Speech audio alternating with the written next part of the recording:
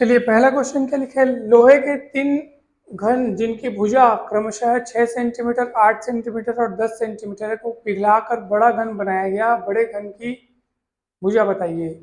तो तीन घन हैं और तीनों को पिघला करके बड़ा घन बनाया है।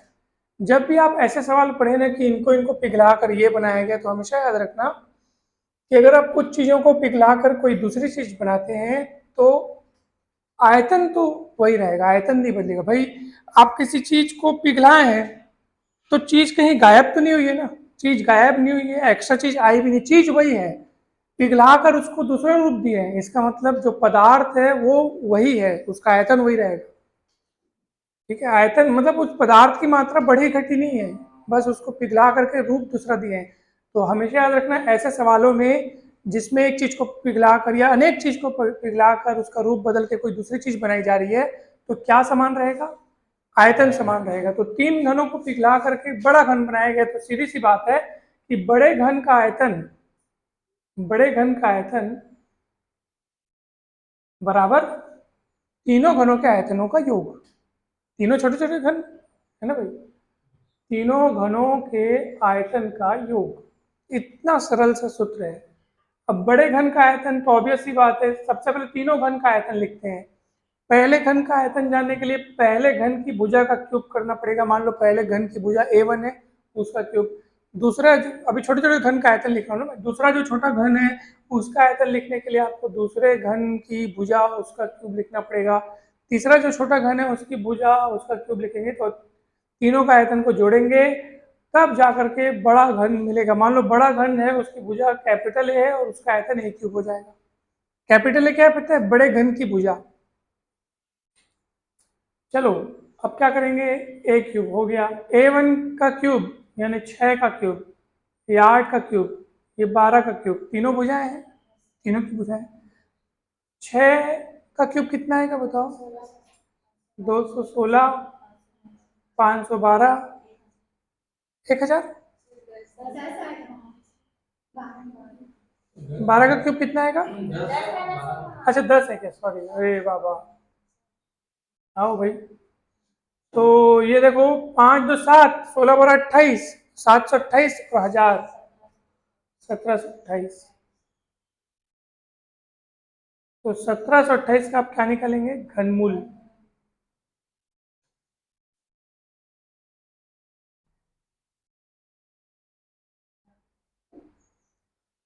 बस ये 12 क्यूब रूट निकालना आपको सिखाया था ना, लास्ट में 3 ठोक देखते हैं। इसीलिए तो वो सब पढ़ाया गया था, आप लोग बोल रहे थे ना वो सब ऐसे ही पढ़े, वो सब इन्हीं इन्हीं के लिए पढ़े हैं ताकि एंड टाइम पे आप आंसर खोज सकें।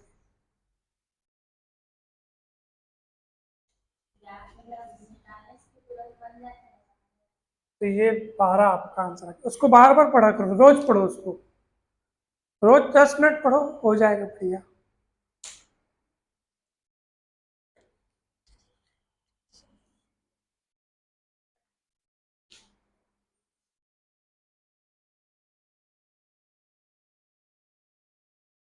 और दूसरा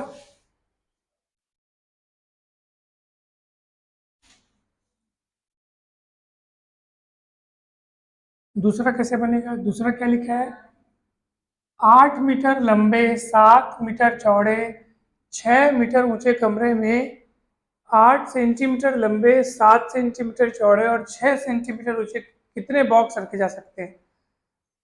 तो ऐसे स्थिति में क्या होगा, आप देखो ना, जैसे मान लो कोई कमरा है और आप उसमें बॉक्स बिठा रहे हो, एक बॉक्स बिठाया, दूसरा तीसरा, ऐसे ऊपर भी बिठाना है आपको।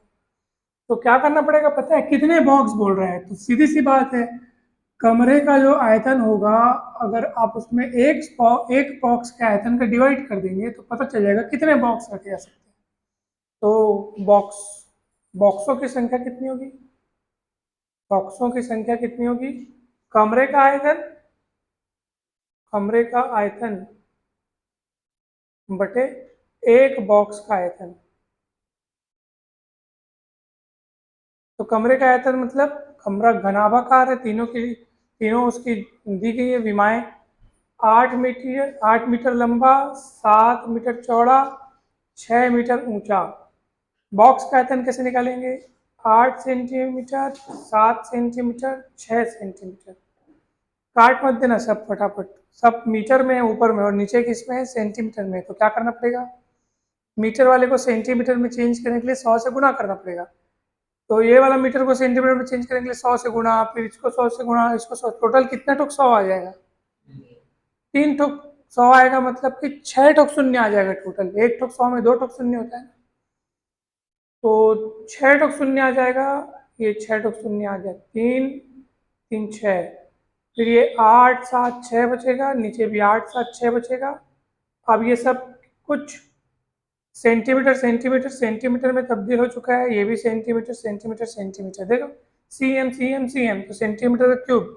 अब वो पहले मीटर मीटर में था, तो सबको मैंने 100 से गुणा किया, तो अब सेंटीमीटर सेंटीमीटर में बदल गया, जिसको मैं सेंटीमीटर क्यूब लिख दिया। ये पूरा पूरा कटेगा, 8 7 6 8 7 6 कट गया। अब कितना बचेगा? 10 लाख। 10 लाख बॉक्स बनाए जा सकते हैं।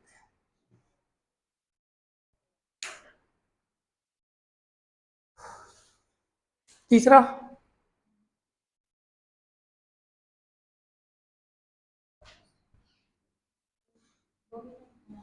हाँ बनाओ, बिल्कुल बिल्कुल बनाओ, बिंदास।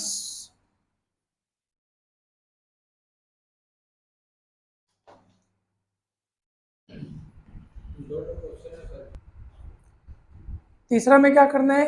एक घन जिसकी भुजा की लंबाई 25 सेंटीमीटर है को पिघलाकर 5 सेंटीमीटर भुजा वाले कितने घन में? तो भैया मैं आपको बताया ना, जब भी आप किसी चीज को पिघलाकर कुछ दूसरी चीज बनाएंगे तो क्या कॉमन रहेगा, क्या सेम रहेगा? आयतन। तो सुनो, तो इसका मतलब क्या है कि देखो, पहले जो हमारे पास घन था वो उसकी भुजा 25 सेंटीमीटर थी, अब उसको पिघला कर आप कितना छोटा घन बना रहे हो? उसकी भुजा 25 सेंटीमीटर और जिसको बना रहे हो उसकी भुजा कितनी? 5 सेंटीमीटर। कितने घन बनाए जा सकते हैं? मान लो n घन बनाए जा सकते हैं। मान लो कितने घन? n घन बनाए जा सकते हैं। तो इसका मतलब क्या होगा? उन n घनों का आयतन, n घनों का आयतन, n छोटे घनों का आयतन, n छोटे घनों का आयतन किसके बराबर होगा? वो एक बड़े घन के आयतन के बराबर होगा। एक बड़े घन के आयतन के बराबर होगा। समझ में आया कि नहीं? एन छोटे घनों का आयतन पूछ रहे हैं ना। एक घन जिसकी भुजा की लंबाई 25 सेंटीमीटर, मतलब बड़ा घन है ये, क्योंकि अपने को इसको पिघला कर जो बनाना है।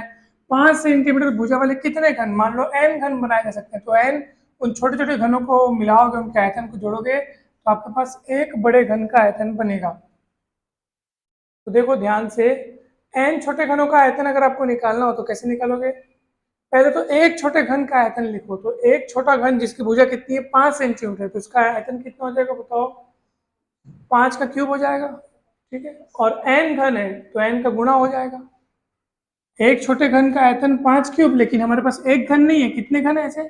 n घन है, तो n। और ये एक बड़े घन का आयतन जिसको पिघलाकर छोटे छोटे घन बनाए हैं, तो बड़े घन की भुजा कितनी है? 25। 25 का क्यूब हो जाएगा। समझ में आया कि नहीं? आ गया।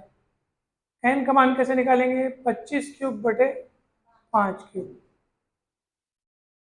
तो 25 बटे 5 का होल क्यूब, 5 एकम 5 पंचे 25, फिर 5 का क्यूब हो जाएगा 125। तो n की संख्या, n का मान आ गया 125 क्यूब, यानी घन बनाए जा सकते हैं 5 सेंटीमीटर भुजा वाले, ठीक। Option A is correct. Is it clear to all of you? It is very simple question. This all questions are very important.